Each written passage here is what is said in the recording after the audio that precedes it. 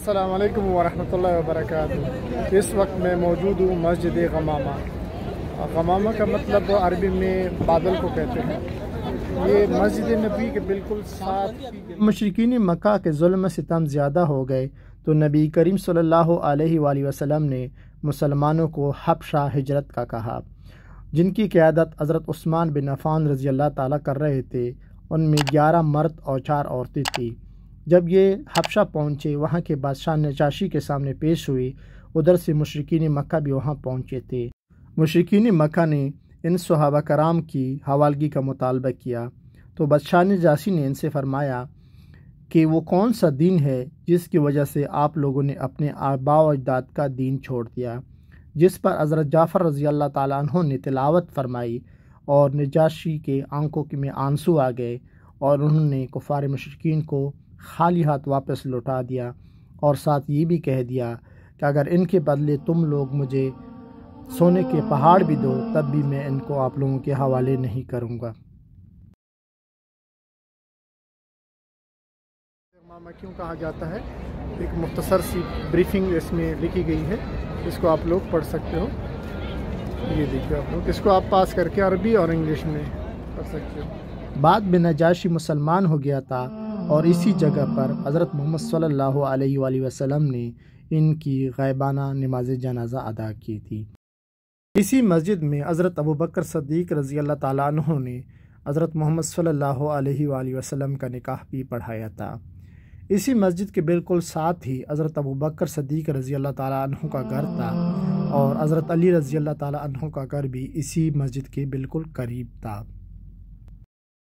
Medina Munawwara में बारिश नहीं हो रही थी तो अहले मदीना नबी करीम सल्लल्लाहु अलैहि वसल्लम के सामने पेश हुई और दरख्वास्त की कि या नबी सल्लल्लाहु अलैहि वसल्लम आप दुआ करें ताकि बारिश हो जाए।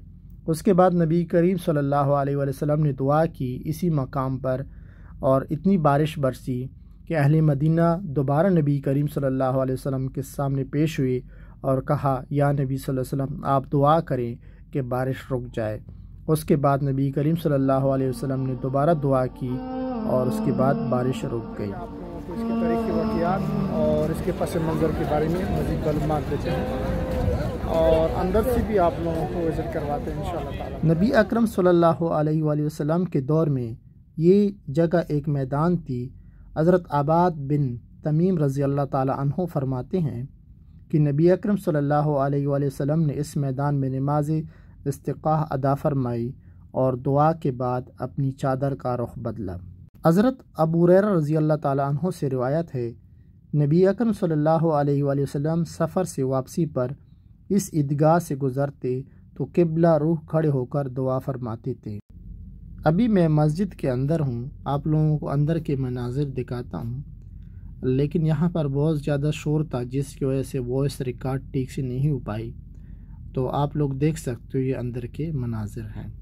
नमाजी ईदैन भी नबी करीम सल्लल्लाहु अलैहि वसल्लम यहाँ पढ़ते थे, जिसकी वजह से इसको मस्जिद मुसल्ली ईदगाह वाली मस्जिद भी कहते हैं। इससे पहले हज़रत उमर बिन अब्दुल अज़ीज़ रहमतुल्लाह ने सन 93 हिजरी में इस जगह मस्जिद बनाई जो आजकल मस्जिद गमामा के नाम से मशहूर है।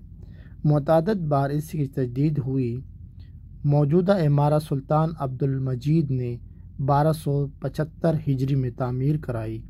शाह फहद बिन अब्दुल अज़ीज़ के दौर में इसकी तजदीद व तरमीम हुई। मस्जिद सुरमई रंग के पत्थरों से तामीर शुदा है। इसकी छत में बहुत से गुंबद बनी हुई हैं।